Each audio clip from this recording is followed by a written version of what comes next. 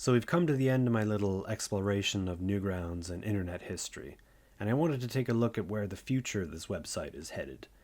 I haven't thought about Newgrounds up until about 2 or 3 years ago, so I wasn't sure if it was even still running before I started making this series. So imagine my surprise when I came back and saw that not only is it still around, but there's also a bigger active user base than ever, and there's new stuff still being posted to the site. Being that so many other Flash websites have been discontinued or forgotten about, I thought this was really cool.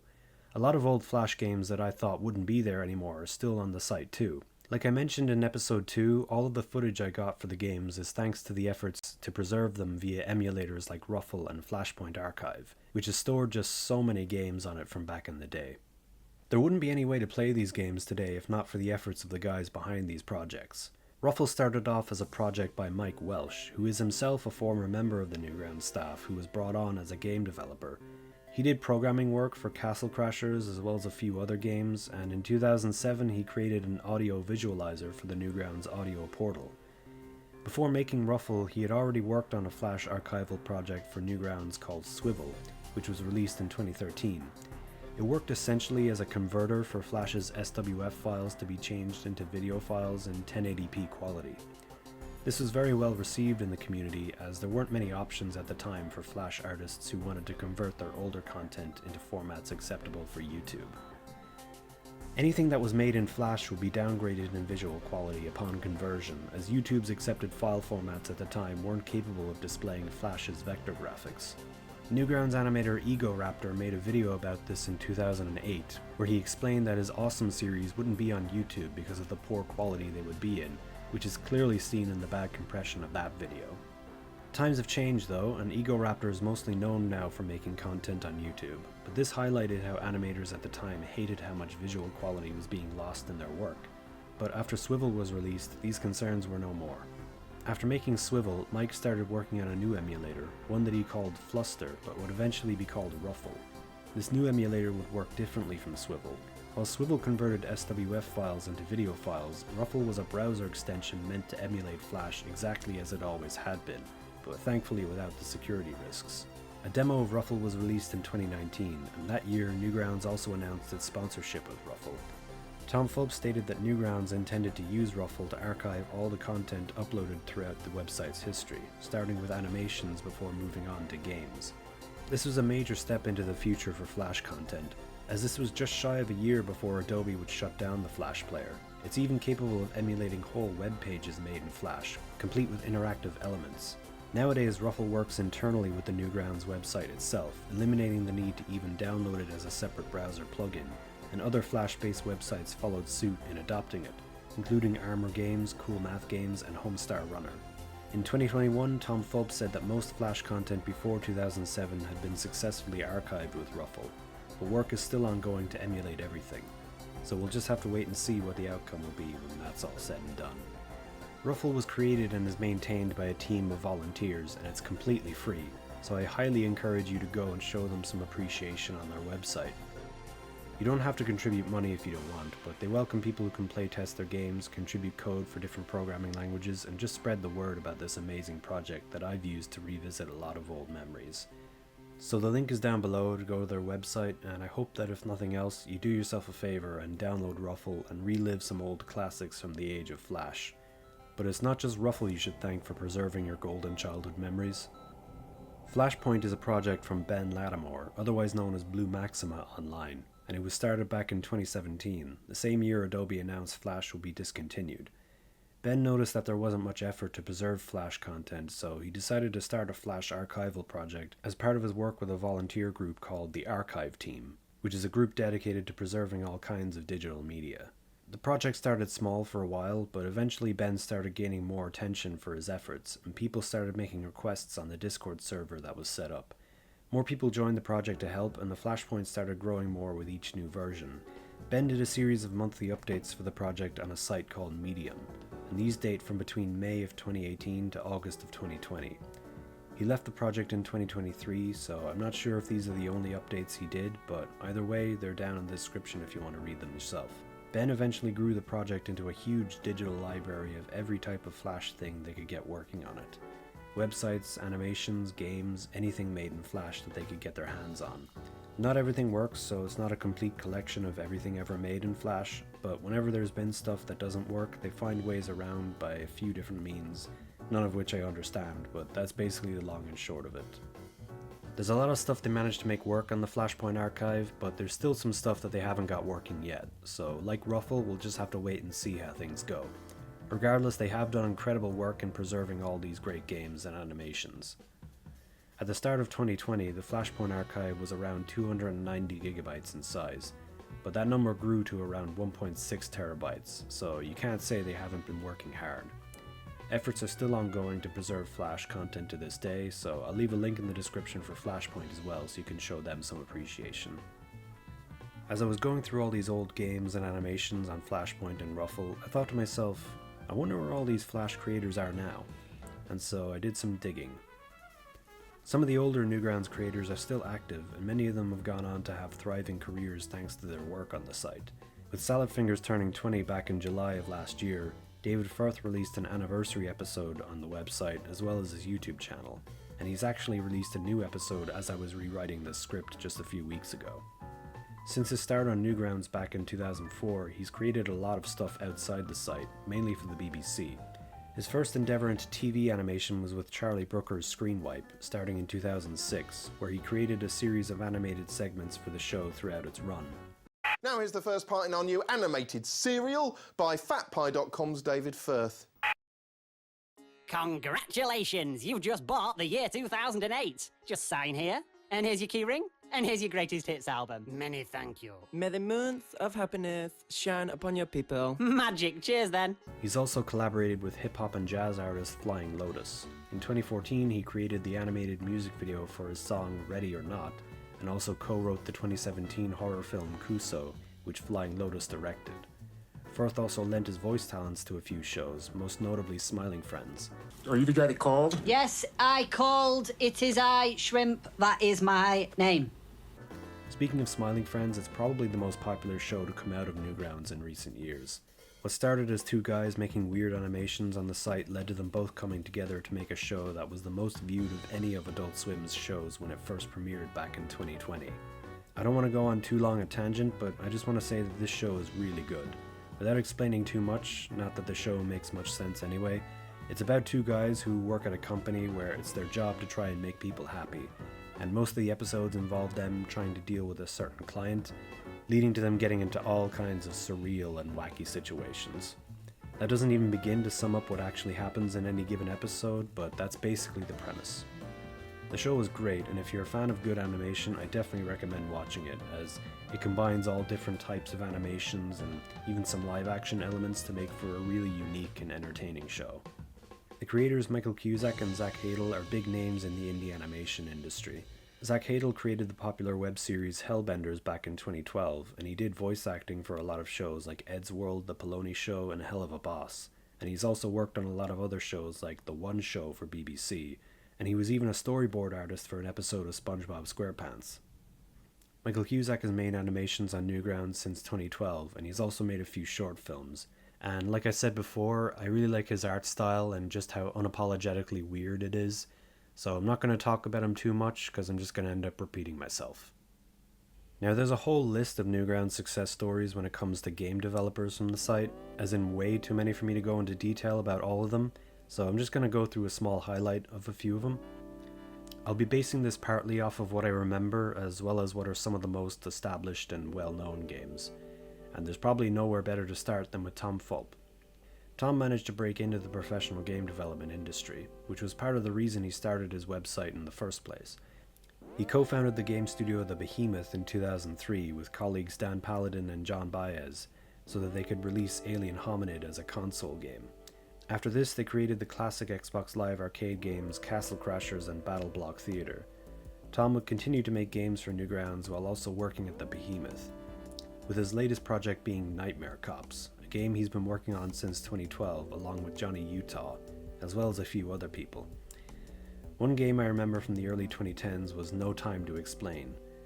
I am you from the future. There's no time to explain. Follow me to... Oh, Christ! Ah! This is an indie platformer created by Tom Brian. A lot of Toms in the indie game scene. And it was a big hit when it was released. It came out on PC in August of 2011 and on Steam in 2013. And it was based off a demo that Tom made on Newgrounds back in January of 2011. This demo was popular enough to inspire Tom to create his own game studio and crowdfund the full version of the game on Kickstarter. I'll be completely honest though, I've never played the full game, I just remember it because I saw Markiplier's Let's Play of it when I was like 10. It's actually been remastered on Steam a couple of times. I might actually play the full game on a stream at some point, because it does look like a lot of fun, and it has a strong nostalgic pull for me. Puffballs United is one of the most well-known Newgrounds developers, being that he's made Among Us, which was, pretty popular for a while, you might say. What just happened? Blanc, I saw you go in the engine room. You're the imposter. We all know it. You're thrown out of the airlock. It's a no-brainer. Anyway, for as much attention that Among Us got, I'm not going into it because I think it's had enough buzz about it over the years. Instead, I'm talking about the Henry Stickmin games, which Puffballs made before Among Us. These were a series of puzzle-solving games where you had to choose the correct option in a situation to be able to advance to the next area. The main appeal of these games weren't really about figuring out how to solve an issue though, but more so in watching all the different comedic ways the main character, Henry Stickmin, would fail if he chose the wrong option. So it was kind of like combining a Flash game and animation together. There were 5 games released between 2008 and 2015, and Puffballs released the 6th one on Steam in 2020, which included all the other games as a collection. This is a recurring thing if you look at all the old Flash game devs and how they're adapting to the modern gaming market, and it's fair that they'd want to be compensated for their work considering they've made it for free for so many years. Now here's a series I remember well, the Don't Escape games. Made by Scriptwelder, these games are a masterclass of what great Flash games can be, and that can also be said about his Deep Sleep series. They were a series of puzzle-solving games where you don't escape. Basically, you have to bunker yourself in a location and make sure there's no way you can get out or anything can get in. The scenarios and reasoning are different in each game, and they all have this really cool, dreary atmosphere that's kind of dreamlike, and it's similar to the Deep Sleep games as well. Scriptwelder is another old-school Flash creator who's gone down the path of professional indie game development, with the 4th installment of the Don't Escape series being released on Steam in 2019, and also the remastered Don't Escape and Deep Sleep trilogies the same year. Ed McMillan, creator of Meat Boy, went on to make The Binding of Isaac, which was one of the biggest indie games of the 2010s. Super Meat Boy, which McMillan made from his prototype on Newgrounds, released to massive popularity and acclaim in the indie scene in 2010, which is even more impressive when you realize it was going up against games like Amnesia, The Dark Descent, V, and Limbo, which were all highly praised as well. So with all the accolades of these creators, it's no wonder Newgrounds has remained a creative force on the internet to this day. I asked Tom Fulp what he thought about Newgrounds creators finding success outside of the website and how it makes him feel to see people getting a foothold in the industry. It's like I love seeing that. Like Smiling Friends has so many people from Newgrounds on it, and pretty much like most animated shows have people from Newgrounds on them. Like even if people don't know, like Smiling Friends is kind of the famous one because it's 2 guys from Newgrounds that create the show. But if you look into like who's working on any of the other shows, like you find Newgrounds people in there, and even like the Mario movie, like head of story was Ed Scudder, who has like early Newgrounds history, and some people get nervous about it, like, oh, Newgrounds, they're edgy artists, they're gonna make edgy things, but like a lot of artists on Newgrounds aren't edgy, like they're just a lot of really talented people.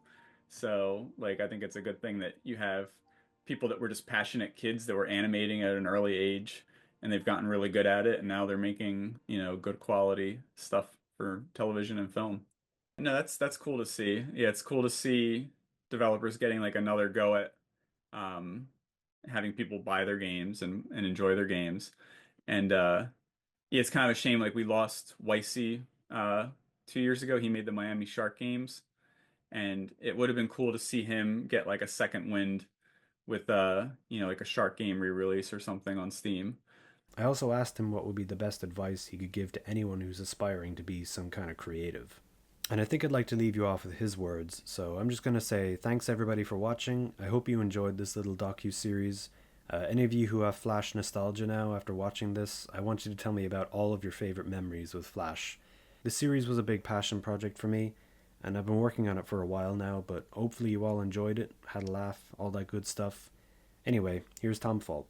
I guess the best advice would really be to start making stuff. You know, a lot of people plan to make things and, you know, they research how to make things, but then they don't just start making things.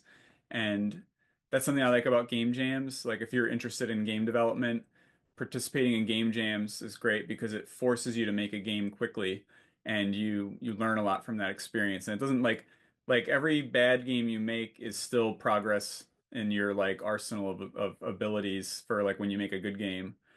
So I like that. And also don't hesitate to reach out to people that you want to collaborate with on things.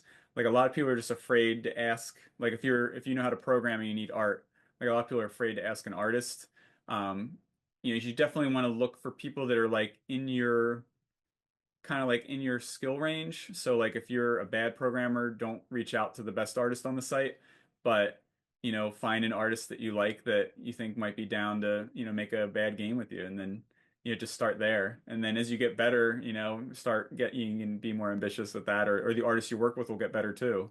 You know, it's like it's good to grow with people, like to have like a group of friends that you grow together with.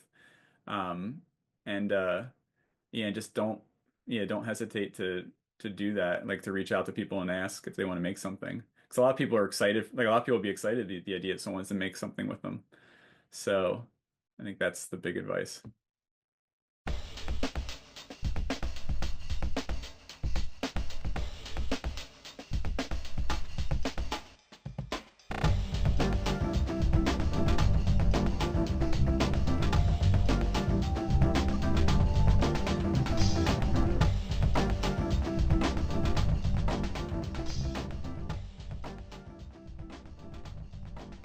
I made a few things in Photoshop that are kind of like ideas for stuff. They're just sort of things that I thought of, and I just wanted to see what your reaction to them would be. All right. I got Madness Combat, Make Love Not War. All right. Good. Yeah, so we got yeah. I think that'd be a good sell. Yeah. Could have that as like a bumper sticker. Yeah. Tankman's Sex Ed Class. Yeah. There's people that still think that Newgrounds is just all cock jokes. Yeah. Like you know, you have a few cartoons with cock jokes, and people will never forget that. Yeah. Hell's Kitchen with salad fingers. Nice. Yeah. So he would like the spoons. Yeah. No, because I feel like, because I watched like the whole series, and I, like there's kind of a lot of, or not a lot of, but like there's a few instances where he does like cooking a lot, like he does cook a lot in the show, and there's a lot of cannibalism too. Yeah. That could be a fun one. Yeah. Breaking Pico. I feel like yeah, I kind of just thought like this would suit Pico. I feel like Pico might be a good Walter White. Yeah. Could be fun. Another way I look at it is, I don't know if do you ever play Mr. Flacet's Word Search? No. It's a game. Basically, at the end of Pico, there's like a new teacher. It's like an older guy with gray hair. Oh yeah. Jim made a whole puzzle game with him, but I could almost see like him and Pico being like Walter and Jesse. Yeah. But yeah, I thought that as well. Like maybe the teacher, but then I was like, no one really cares about the teacher. Yeah. But yeah. Yeah, I could see Pico and Boyfriend making meth. Yeah. Computers still don't know when you put certain